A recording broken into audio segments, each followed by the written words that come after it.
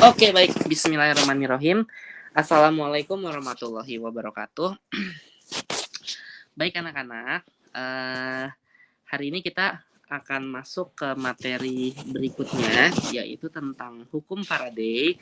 Nah, di video sebelumnya Pak Budi sudah jelaskan tentang elektrolisis itu apa ya. Nah, bagi kalian yang belum nonton video tentang elektrolisis, kalian wajib nonton dulu video elektrolisis. Kenapa? Karena Bapak yakin 100% kamu tidak akan nyambung ya kalau misalnya nggak nonton dulu video elektrolisis. Karena sebenarnya hukum Faraday ini elektrolisis versi perhitungannya, versi stokiometrinya ya.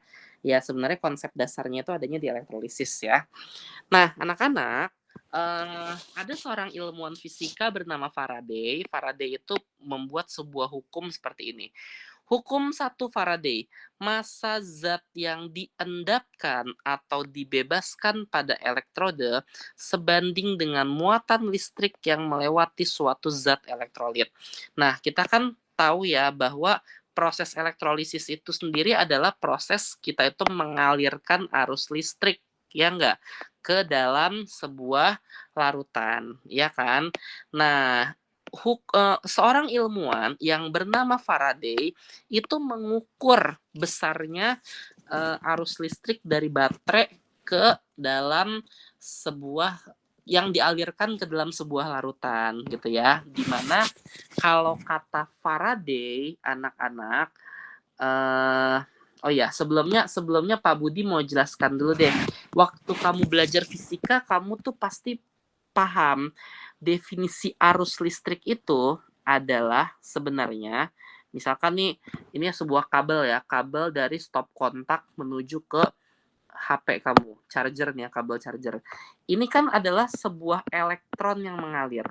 Bener ya, elektron yang mengalir gitu kan dalam satuan waktu. Makanya kalau di fisika kita mengenali yang namanya I, arus listrik itu sama dengan jumlah elektron yang mengalir dalam satuan waktu. Nah, mungkin kalau di fisika nanti jumlah elektron yang dimaksud di sini adalah sebuah muatan listrik atau Q per T. Seperti itu ya.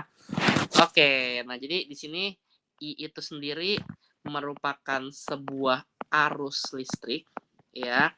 Dimana kalau di fisika satuan arus listrik itu sendiri adalah ampere.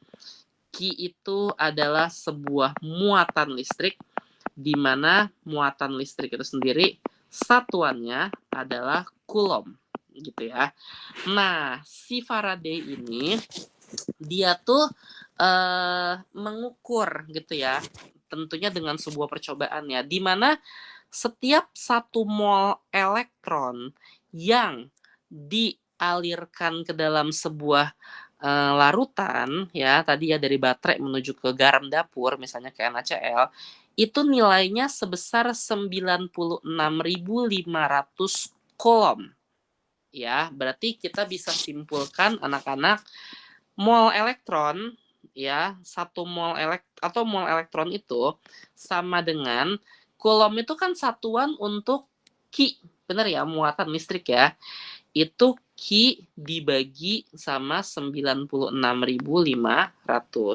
atau nah ini kan kalau kita pindah ruas nih I sama dengan Q dibagi T. Berarti Q sama dengan I dikali T, benar kan ya?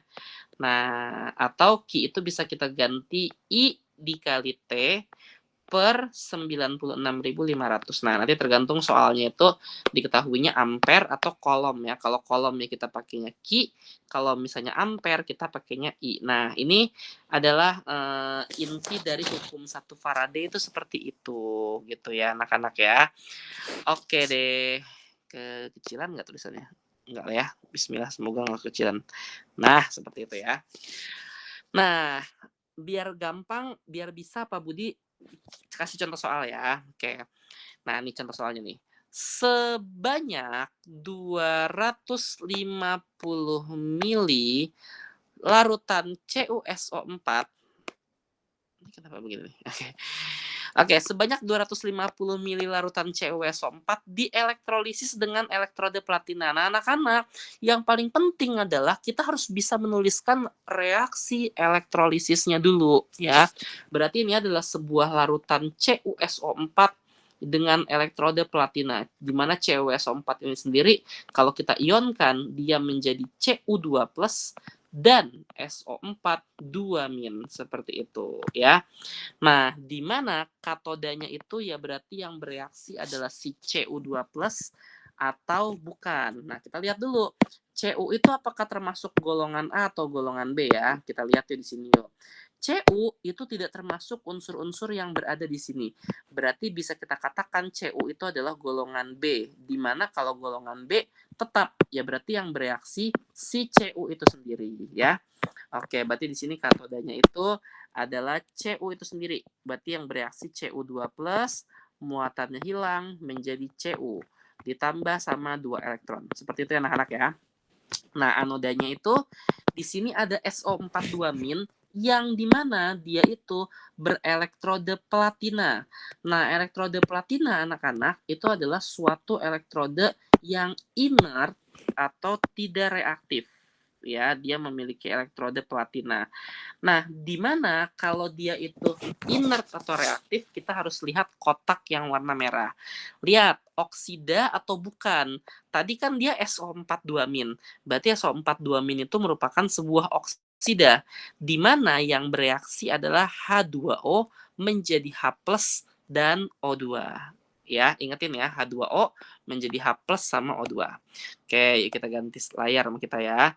Jadi yang bereaksi di sini adalah H2O menjadi H+ ditambah O2. Oke, dah. Berarti di sini 2H2O kita setarain ya. Hidrogennya ada 4, berarti 4H+, oksigennya ada 2, O2 ya. Cara nyetarannya gitu ya. Jadi cukup kamu kasih 2 koefisien 2 di depan.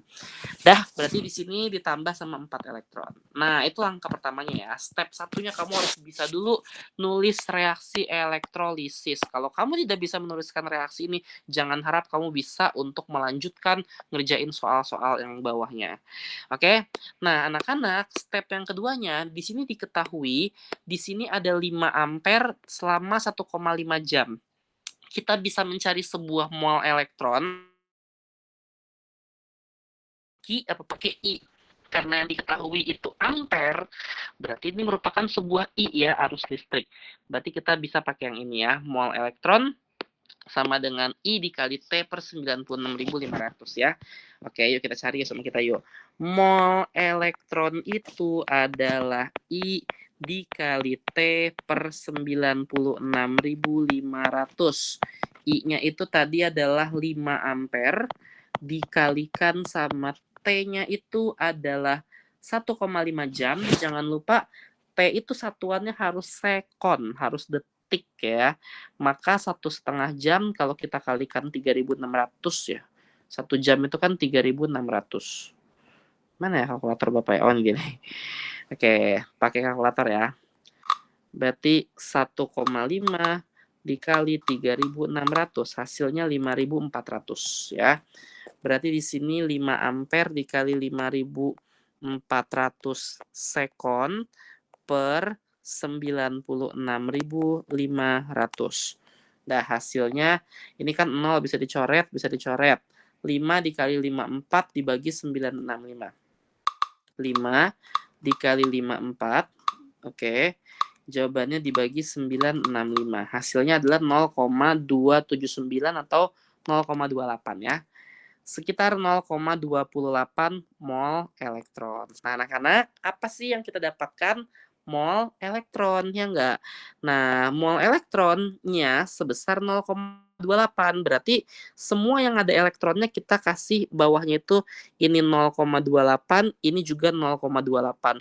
Pak, tapi kan dia berbeda koefisien, Pak. Yang 1,2, yang 1,4. Itu tidak pengaruh. Selama ada elektronnya, molnya tuh segini, 0,28, 0,28 ya. Nah, terus Pak, koefisiennya kepake buat apa? Ya buat nyari sisanya. Anak-anak ini kan koefisiennya 1, 1. Ya berarti kalau 2 dia 0,28. Kalau 1 ya berarti dia 0,14 mol, seperti itu ya. Ini juga mol, ini berarti juga 0,14 mol. Dah, yang bawah juga sama ya, pakai perbandingannya. Kalau 4 0,28 mol. Oh, berarti yang ini juga sama dong, 0,28 mol juga ya, karena 4 sama 4. 1 berarti dibagi 4, 0,07 mol. 2 berarti 0,14 mol, seperti itu.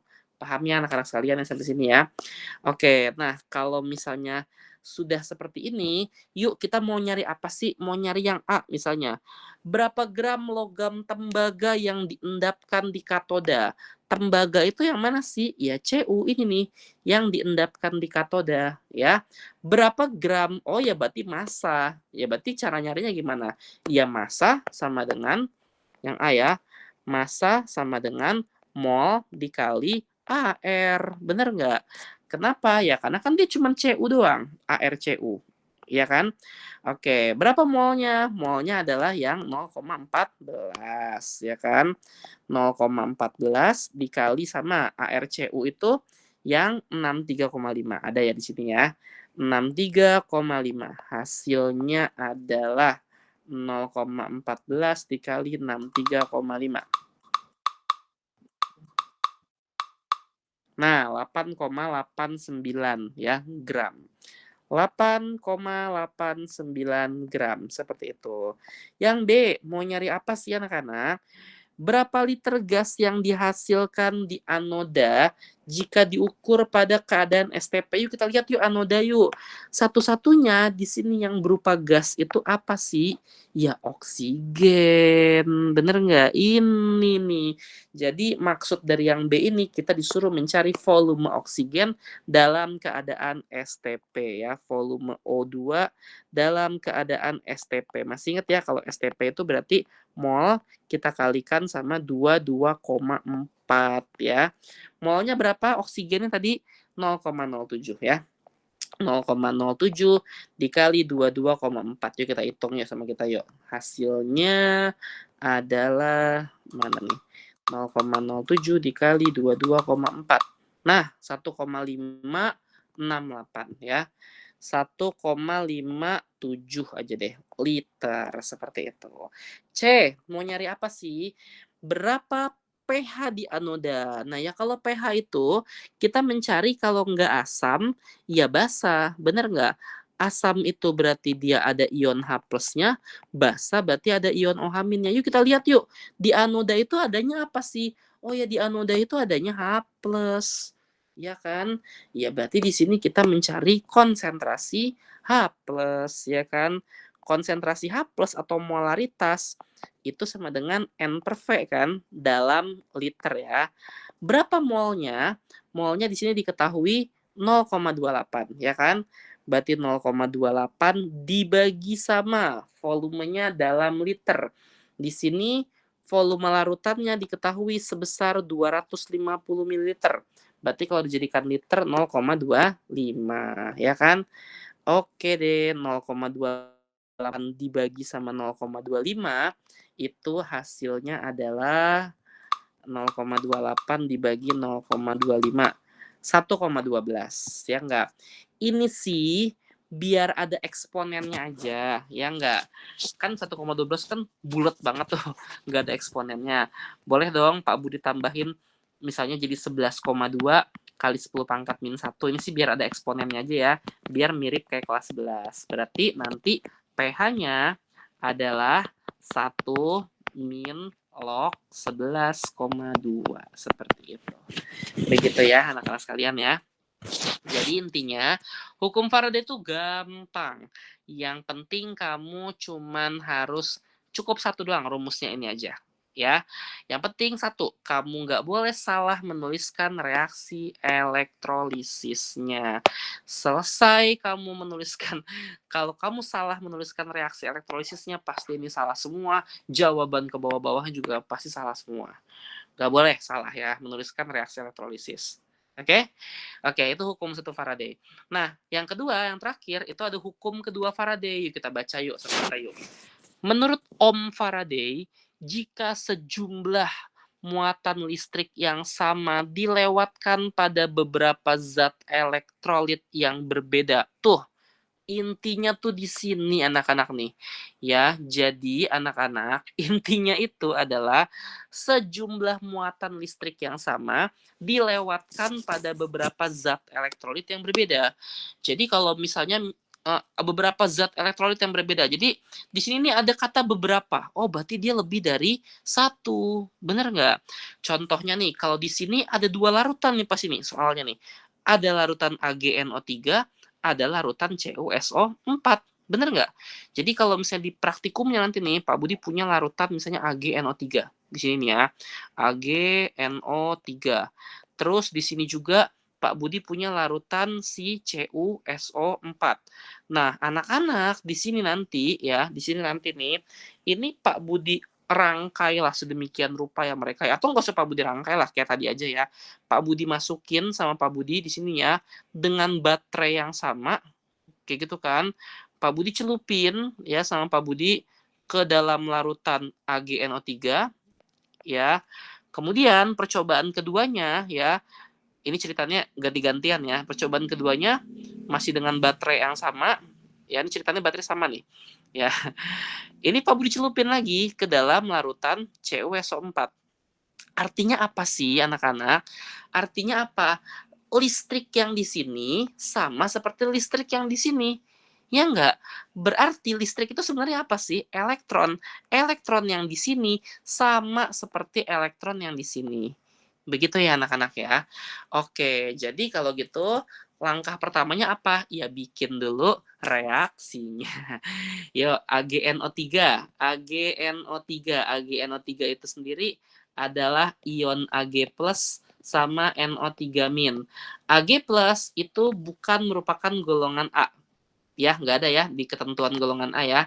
Nanti kita lihat, nanti kalian lihat di catatan yang Pak Budi share ya. Pak Budi malas ganti halaman ke atas. Oke, berarti yang bereaksi dia sendiri. Ag+, ya kan, menjadi Ag ya, ditambah sama 1 elektron. Nah, anodanya kita harus lihat dulu elektrode.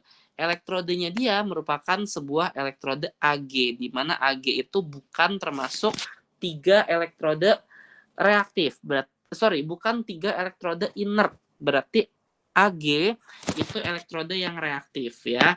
Ya berarti yang bereaksi siapa? Ya dianya sendiri yang bereaksi. Ag menjadi, oh ya kebetulan ada Ag+ di atasnya ya. Tinggal nyontek aja sama yang di atasnya.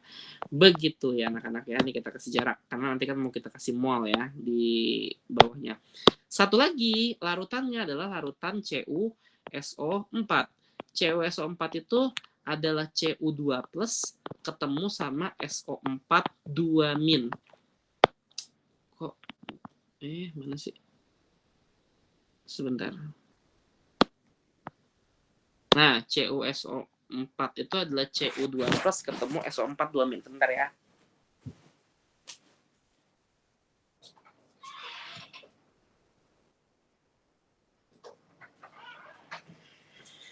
Oke. Ngecek rekaman dulu tadi ya. Nah, ya sudah. Berarti kalau begitu, sama kayak tadi ya, katodanya, ya berarti si Cu itu bukan merupakan golongan A ya, berarti yang bereaksi dia sendiri. Jadi Cu2+ menjadi Cu, di sininya ditambah 2 elektron, ya enggak? Nah, anodanya kita lihat yuk sama kita yuk. Dia pakai elektrode Cu juga. Ya udah, Cu kan reaktif. Berarti yang bereaksi ya dia juga. Cu menjadi Cu2+ ditambah sama 2 elektron. Begitu ya reaksinya ya. Nah, sekarang apa sih anak-anak yang diketahui di soal? Diketahui di sini katanya Ag-nya itu 10,8 gram perak atau Ag. Perak itu Ag ya. Ya berarti kan dari sini kita bisa nyari mol. Bener nggak? Oke, mol Ag. Ya. Mol Ag itu massa sama dengan mol dikali AR. Ag nih ya. Oke. Tadi massanya 10,8, AR-nya 108. Ininya 10,8 sama dengan mol dikali 108. Berarti yang pindah ruas itu 108-nya ya. 10,8 dibagi 108 sama dengan mol. Berarti molnya itu adalah 0,1 mol. Punya siapa? Punya si AG ya, 0,1 mol. Nah, berarti elektronnya juga 0,1 karena perbandingannya 1:1, bener nggak? Ini juga 0,1. Oh ya berarti semuanya 0,1 semua nih, 1:1, semuanya 0,1.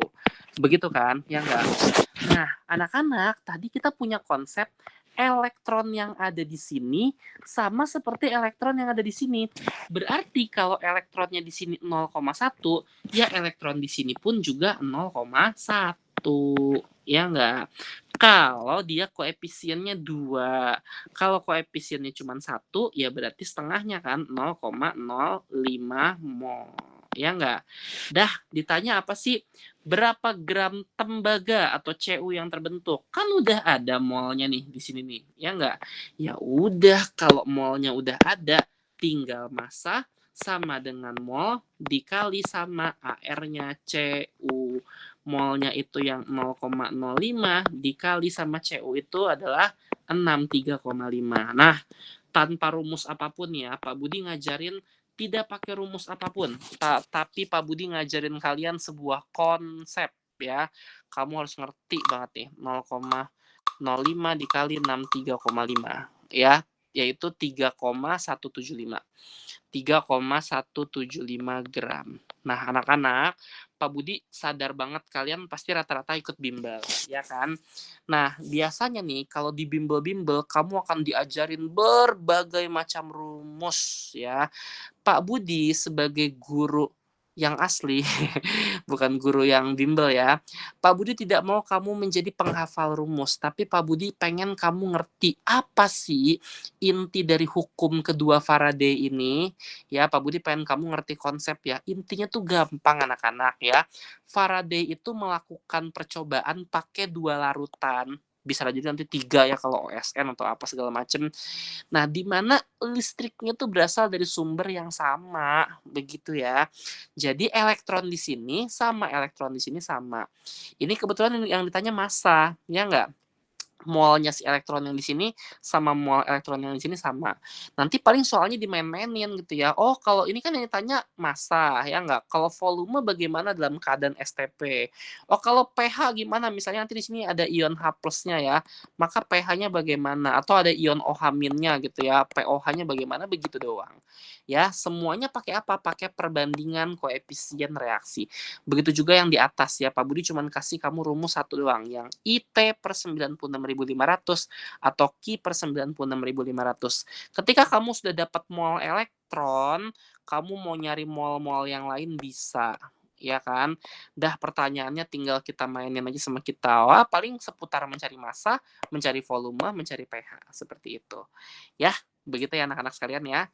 Baik, nah silakan nanti LKS elektrokimianya dikerjakan ya, yang bagian elektrolisis sama hukum Faraday, biar kamu bisa nanti catatannya akan Pak Budi share ya sama Pak Budi ya.